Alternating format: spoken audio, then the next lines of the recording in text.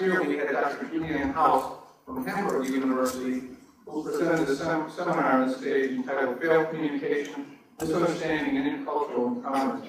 Her lecture, I thought, really set the tone for this entire series because it was intended, as the series is, to inspire all of us to think outside of our comfort zone and to raise the level of our discourse.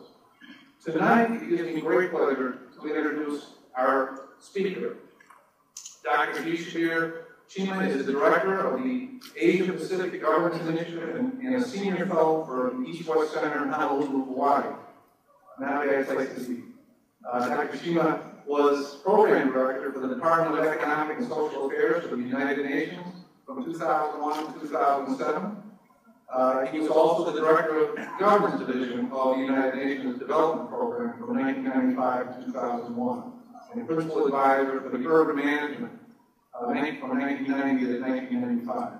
He also served as the director of the United Nations Global Forum on Reinventing Government, and as a senior UN official, he provided leadership in crafting UN-assisted governance and public administration programs in over 25 countries in Asia, Africa, and the Arab region. I'm proud to be able to welcome Dr. Shabbir Cheema to Adaab University. Distinguished faculty, dear students, ladies and gentlemen, I'm delighted to be here in this distinguished educational institution in the well-known. Today, in my presentation, I am asking the question, why is governance so important in achieving human development goals? I will try to explain human development and governance approaches, how governance impacts human development, i.e., a relationship between governance and human development. I will try to give a few examples of governance-oriented interventions. Not long ago, development practitioners focused on economic growth as the primary indicator for development. Even in the 1980s, many people still assumed a close link between national economic growth and the expansion of individual human choices, i.e., trickle-down effect. We all know that too much focus on economic growth led to some serious consequences, such as unequal income distribution, widening gaps between the rich and the poor,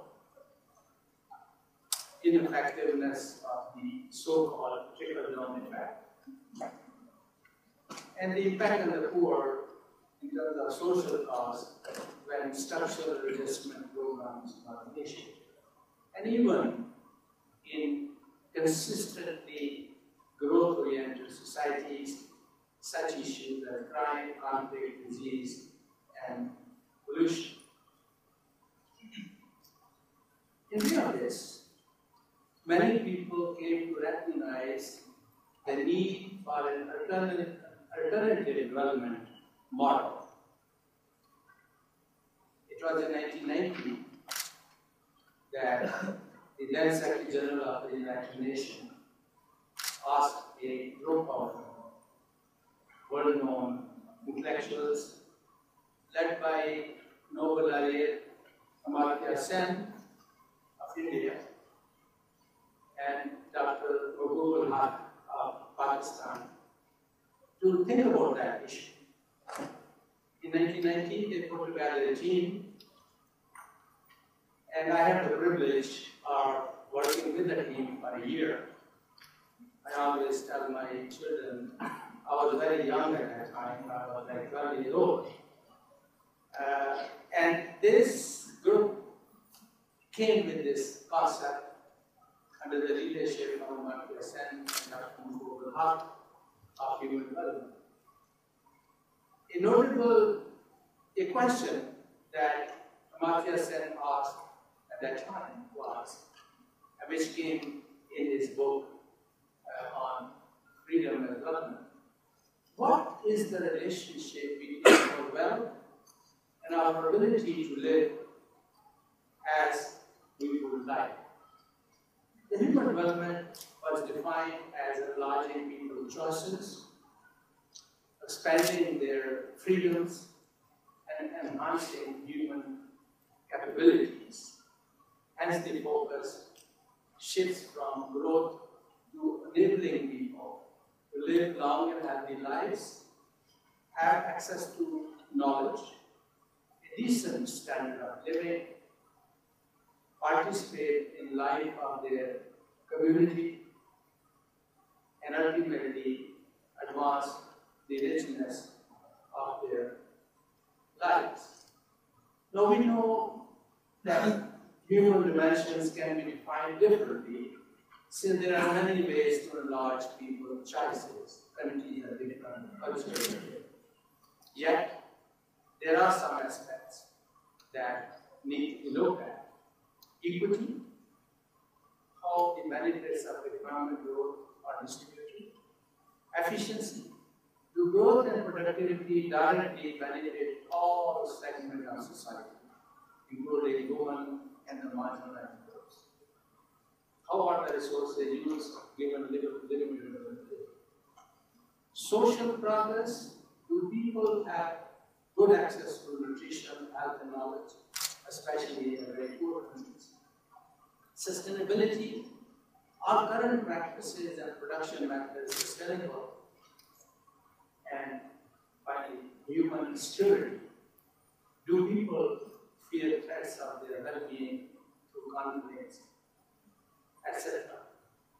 While this discussion on the concept of human development was going on, it was taking place in the context of rapid globalization in the world. Liberalization leading partly to economic integration and economic disparities on the one hand, ICT revolution, greater awareness of people due to access to knowledge, on the other, brought these two things together. And that is the reason why the concept of European development caught the attention of policymakers and development practitioners around the world. And the United Nations studies showed 5 types of uneconomic growth. One is jobless growth, where the country grows but does not expand the opportunities for employment, adequate opportunities for employment. Ruthless growth, where the proceeds of economic growth mostly benefit the rich. Viceless growth, where economic growth is not accompanied by poverty. Rootless growth, where economic growth squashes people's cultural identity. And futureless growth, where resources needed by the future generation are squandered. These factors are the ones that put the focus on human development. Amartya Sen and Dr. Haq, under their leadership, the team put together an index called Human Development Index, HDI. HDI consisted of 4 measures: life expectancy in the country, literacy rate in the country, education enrollment, and GDP per capita purchasing power parameter. Based on these, and as the team continued to work, they developed new, more sophisticated indexes, such as dealing with poverty, dealing with gender. But HDI was and is continues to be the basic tool based on which more than 180 countries are ranked. Since 1990, the first human development, when the first human development report was published, every year since then, in more than 100 countries around the world, every year, a national human development report is produced, which is widely distributed, discussed, and shared. In other words, human development has been, the concept of human development as alternative way of looking at development is one of the new ideas, one of the powerful ideas that has emerged in the last 25 years. In Asia, for example, we find that as far as 2009 human development report is concerned, the countries are with Japan ranked 10th in the world, i.e. out of 180 countries in the world, Japan's ranking is number 10, which is the highest in Asia, followed by Singapore, South Korea, and Malaysia. In the middle level, you have countries like Thailand, China, Sri Lanka, and the Philippines, and partly Indonesia. And at the lower level of HDI are countries including India, Cambodia, Pakistan, and Bangladesh. I've taken only 10 countries just for the purpose of comparison, because later I'm going to compare these countries on another indicator. That's why I chose those countries. So, similarly, in other regions, the data have been available. In the Arab region, in 2009, we had the United Arab Emirates that ranked as number 35 in the world out of 180 countries. And by the way, this is 2009 data. 4 or 5 days ago, the 2010 Human Development Report was launched, and UAE moved 3 places up. UAE today is 32 in the world, climbing in 2010, the Human Development Index. I prepared that a couple of weeks ago when that was available. Saudi Arabia, Lebanon, Jordan, in that order, and the countries like Morocco, Sudan, with the lower level of human development. So, how do we promote human development? The question is that if human development is a goal that society wants to achieve, how do we promote human development? My central argument is that promoting human development is not just a social, economic, and technical challenge. It's also an institutional and political challenge. In other words, governance matters. Studies in a wide range of countries hold weak governments responsible for persistent poverty and lacking development.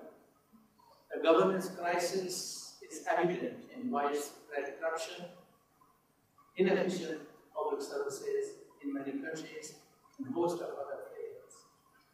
These studies have also shown what poor governance means for ordinary citizens. Sometimes, unfortunately, it could mean schools without teachers, courts without justice, local bureaucrats demanding bribery at every turn, especially in countries which are stagnant economy and high level of poverty. Governance, in that sense, comprises the complex mechanism, processes, relationships, and institutions through which citizens and groups articulate their interests, exercise their rights and obligations, and mediate their differences. Now, governance is more than government. To understand governance, one needs to look at 3 sets of actors. Those from the state, actors from the state, and the state is responsible primarily to create an enabling political and legal environment in which entrepreneurship takes. Those actors from the private sector, and the private sector is primarily responsible to generate jobs, income, goods, and services. And thirdly, those actors from the civil society, which is responsible, and NGOs, for facilitating social and political interaction, exchange, and sharing of information.